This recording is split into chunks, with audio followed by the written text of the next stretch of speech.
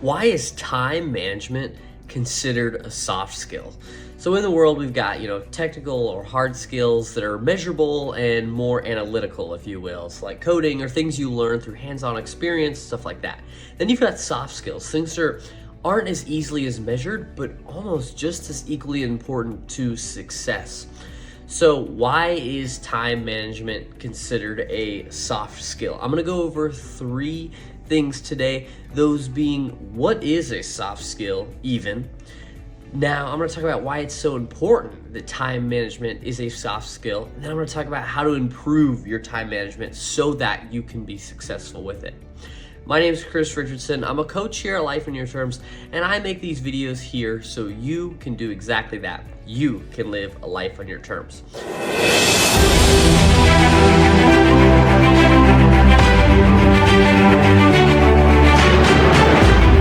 So maybe you feel like your time management isn't that great. That's why I encourage you to take the balance wheel in the description below, because you can look at a lot of other soft skills in there, because we're gonna look at your professional things, we're gonna look at your relationships, we're gonna look at your health, and we're gonna look at your resources, and that can get a really good idea of where your life's at and what you wanna improve. So I would encourage that.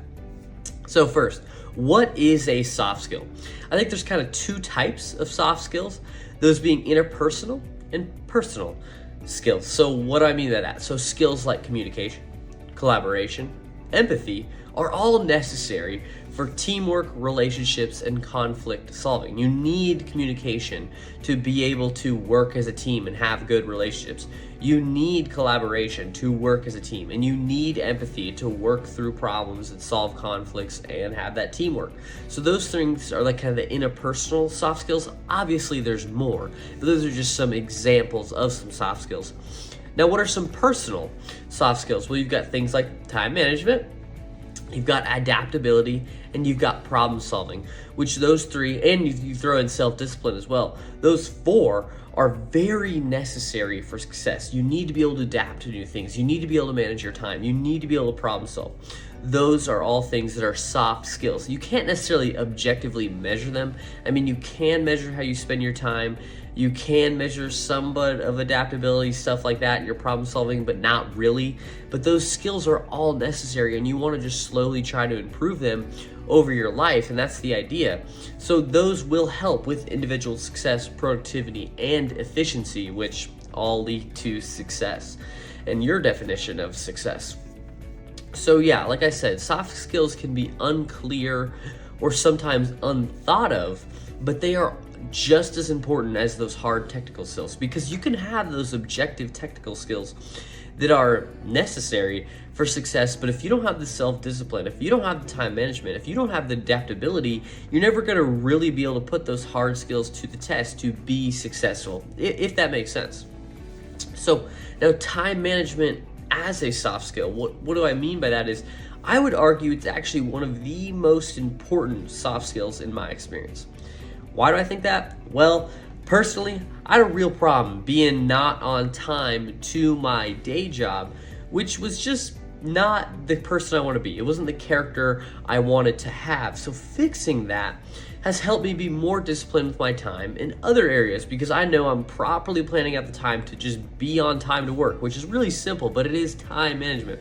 Now I practice these basic little sticky notes every day, and those are really helpful because I'm able to allocate my time and know how much I need to spend on this to make it really high quality work and get the quantity of work I want to get done as well. And I'm always improving.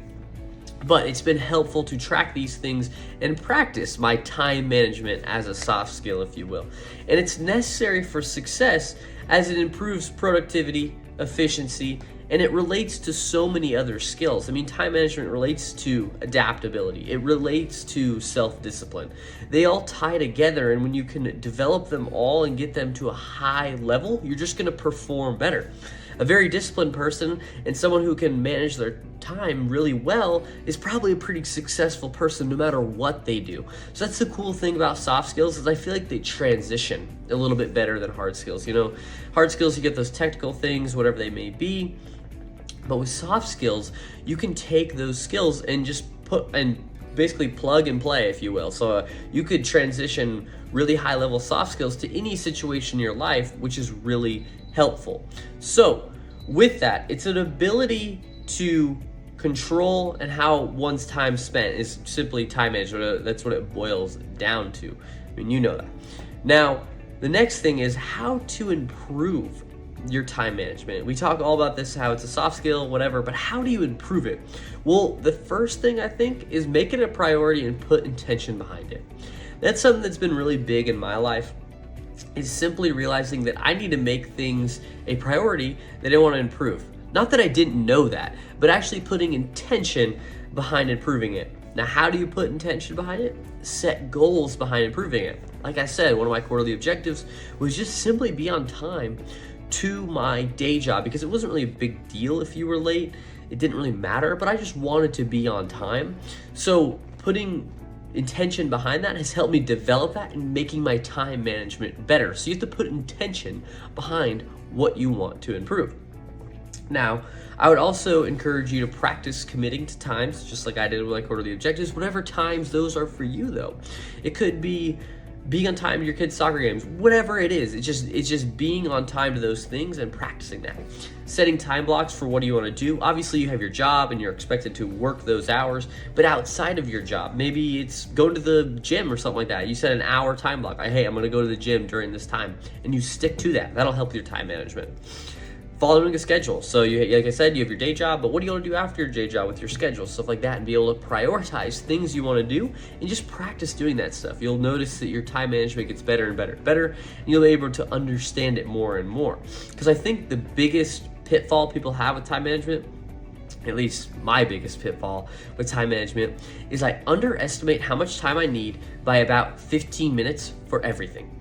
So for example, I'll push things or procrastinate things past that 15 minutes, which will cause that stress, which will make me late for things.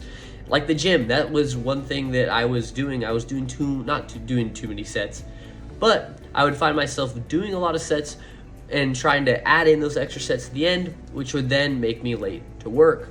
So it was about understanding how much time I need to be able to do those things.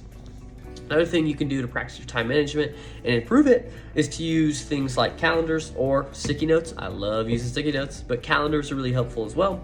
Planners, those can be good. I have my planner for quarterly objectives, stuff like that, and I know that's a long-term time thing, but it's still time management.